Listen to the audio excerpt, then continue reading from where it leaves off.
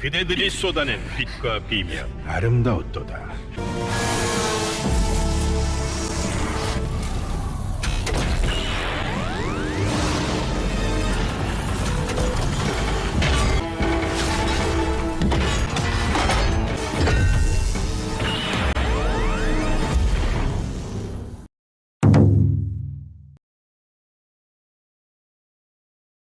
위키피디아입니다. 한국 장난감 역사상 가장 크고 가장 굉장하다는 괴물 장난감, 바로 메탈 카드봇 와일드 타이런트 제로입니다. 시즌3 대단원이 내리면서요, 결론적으로 이 원작에서는 블루캅이 장난감에 주목하도록 하죠. 자, 그 대단하다 칭찬이 자자했던 소문의 그 장난감이었는데요, 저도 드디어 영접할 수 있게 되었습니다. 눈부셔! 시즌을 마무리하는 최강의 빌런으로서 원작에서는 저 마블의 타노스를 넘어설 정도로 압도적인 포스를 보여주었던 타이런트 제로인데요, 사실 막 예약 버튼을 누르려던 찰나에 또 쌈지에서 이렇게 보내주셔서 리뷰해보게 되었습니다. 감사합니다. 네, 그럼 바로 리뷰를 위키. 자, 제품의 패키지가요, 크고 아름다워. 네, 장난감인데 내가 스태츄를 주문했나 생각이 들 정도로요, 택배박스는 이거보다 더 크니까 아무튼 굉장히 큰 패키지 사이즈입니다. 이거 피지예요, 피지. 게다가 역시 최종 보스 파기신 클래스 차원이 다른 건가, 패키지 중앙을 보시면요, 이 강림하는 타이런트 제로와 그 배경으로 이렇게 번쩍번쩍 렌티큘러 효과가 또 들어있기도 하거든요.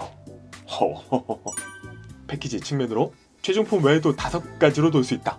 뒷면은 또 패키지 가로로 또 테마가 들어있어서요, 가로 세로로 패키지 DP까지 선택해서 할 수 있습니다.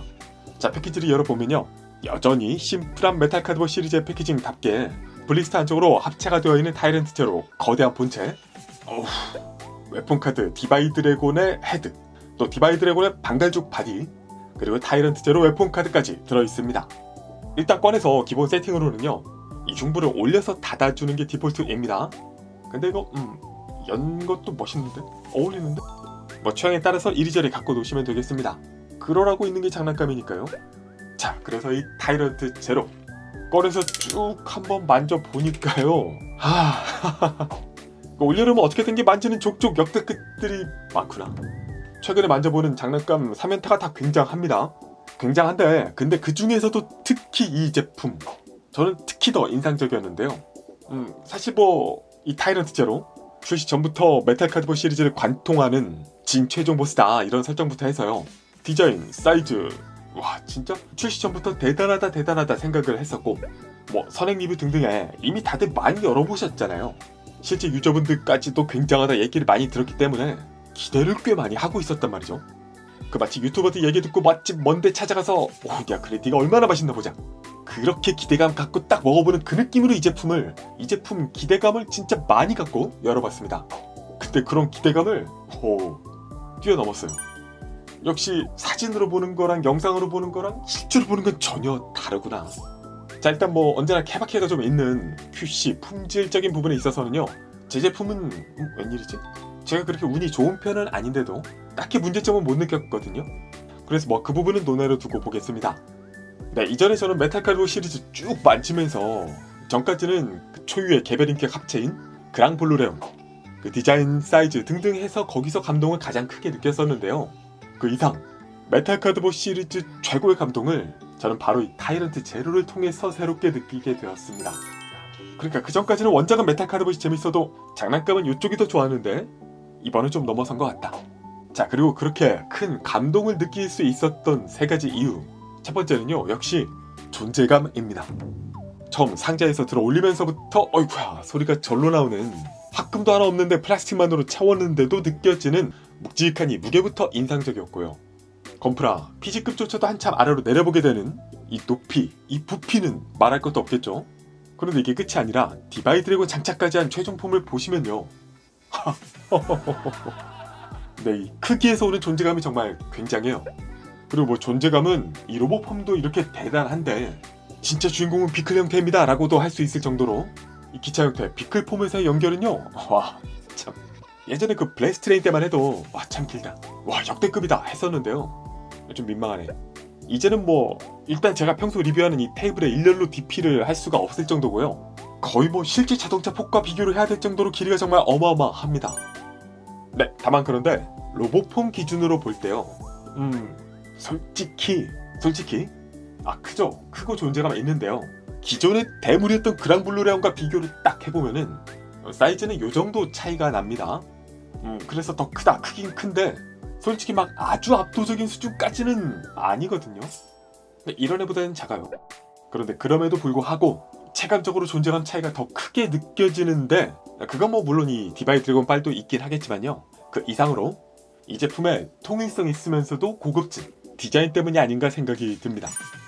분명히 크지만 위아래로 컬러부터 해서 서로 다른 무언가가 합체했다는 인상이 있는 그랑블루레온에 비하면요, 타이론 투제로는 사실 뭐 이쪽도 합체로 보시거든요. 더 많이 합체하는데, 근데 그럼에도 전체적으로 통일감 있는 디자인 패턴을 갖고 있어요. 그리고 여기에 독특한 색감과 다세 코팅 파츠, 클리어 파츠 등등이 한층 더 고급진 느낌을 전해주고요. 이런 통일감과 고급짐이 이 존재감까지도 더 강하게 인식하게 만드는 요인이 되고 있습니다. 자, 일단 이 색감은요, 이건 뭐 출시되기 전부터 사전에 떠돌던 얘기들처럼 단순히 화이트도 아니고 실버도 아니고요. 화이트 베이스이긴 하지만 핑크 펄 느낌이 오묘하게 각도에 따라서 계속해서 색감이 변화하는 듯 들어있는, 그게 날개부터 또 바디 곳곳에 이르기까지 통일감 있게 이렇게 전체적으로 전해주는 이런 평광, 프리즘 느낌이 주는 색다름과 유니크함이 매우 매력적으로 보입니다. 또 여기에 더해서 곳곳에 들어있는 짙은 코팅 파츠들이 있죠.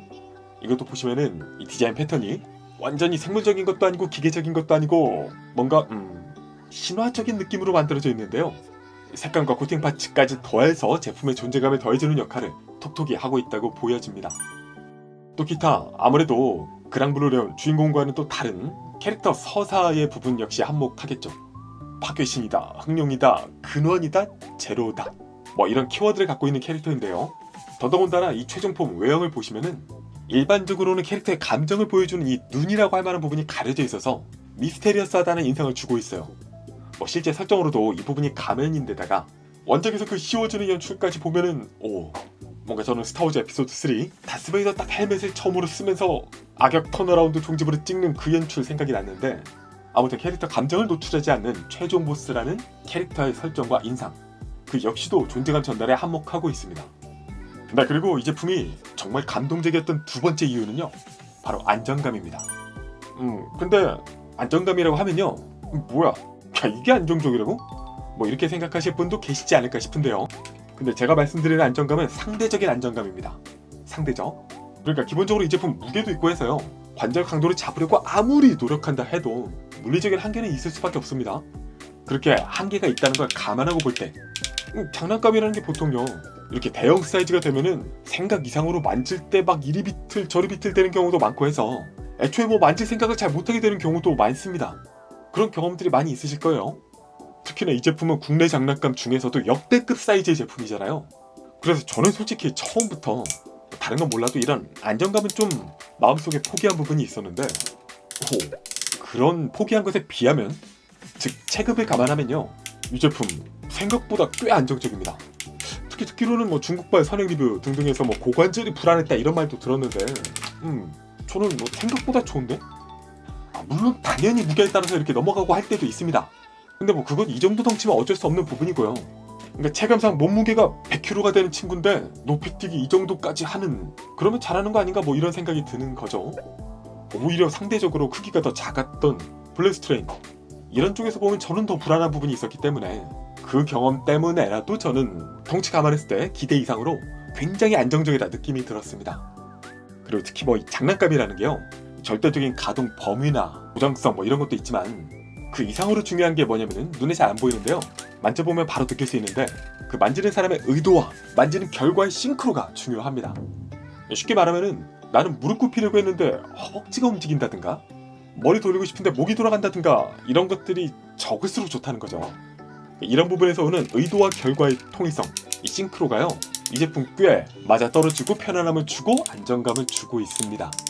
거의 마음먹은 대로 잘 움직인다.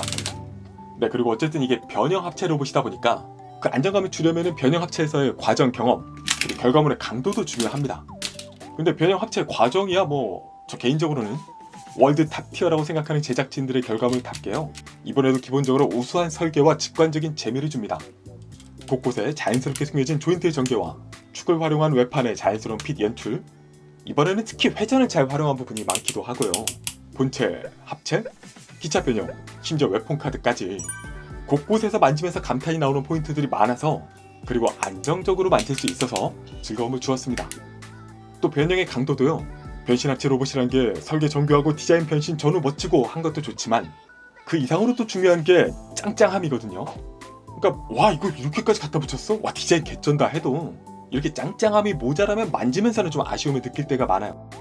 그런 면에서 볼 때도 이 제품 물론 뭐 격하게 만지면은 합체 풀릴 때도 있습니다. 근데 적어도 막 너무 쉽게 합체가 풀린다까지는 저는 못 느꼈고요. 특히 여기가 이렇게 결합이 돼 있구나 인지한 상태에서 만지면은 충분히 갖고 놀면서 짱짱함을 느낄 수 있습니다. 갖고 놀다 툭툭 떨어지는 파츠도 없고, 아무튼 이 합체 강도 부분까지도 저는 안정적이라는 느낌이 들었습니다. 네, 그리고 이 제품이 감동적이었던 마지막 세 번째 이유는요, 다양한 플레이밸류입니다. 사실 이건 뭐 동의하시는 분도 계시고 그렇지 못하신 분들도 계실 것 같긴 한데요. 뭐 로봇이란 게 서로 다 영향을 주고받고 하는 뭐 그런 거였지만, 솔직히 이 제품 만지면서 많이 생각이 들었던 로봇이 있었습니다. 바로 용자왕 가오가이가. 근데 뭐 파괴신이라는 설정부터가 생각나게 하고요. 합체하면서도 그런 느낌이 좀 있었고, 특히 분리한 다음에 각각의 강화 형태가 되는 부분까지 해서 용자왕 생각이 많이 났는데요.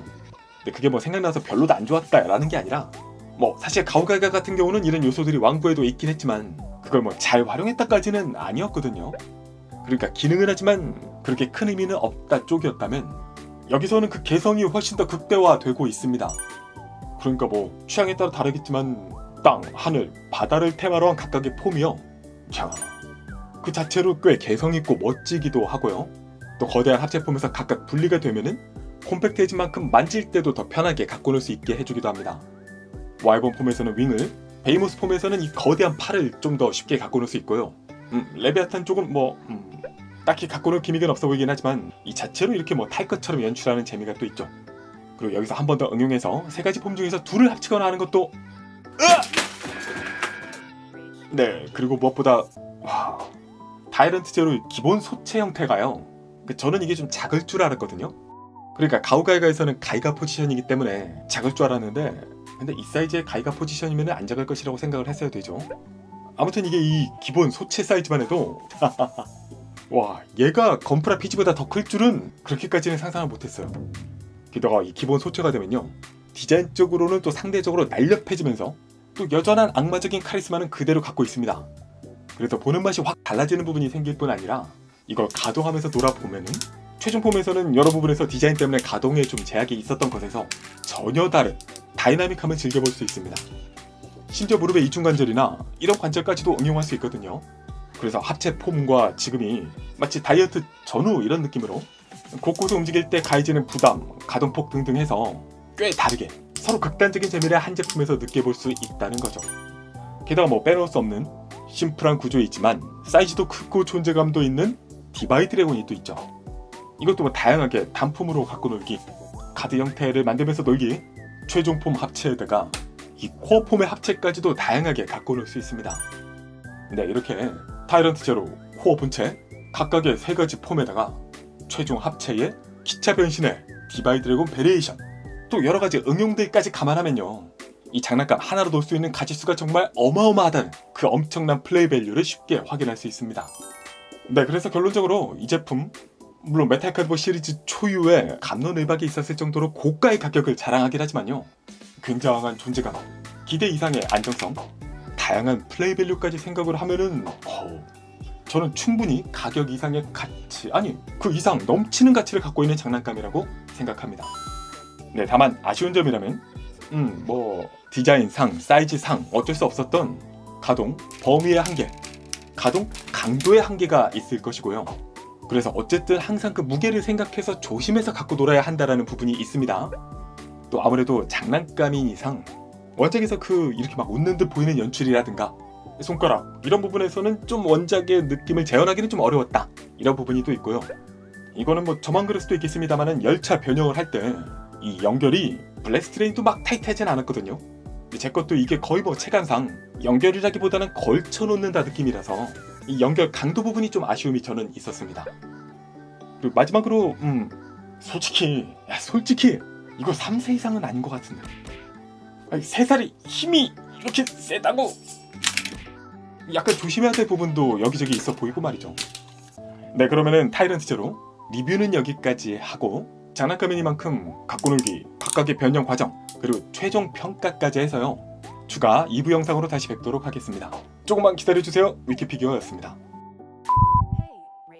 위키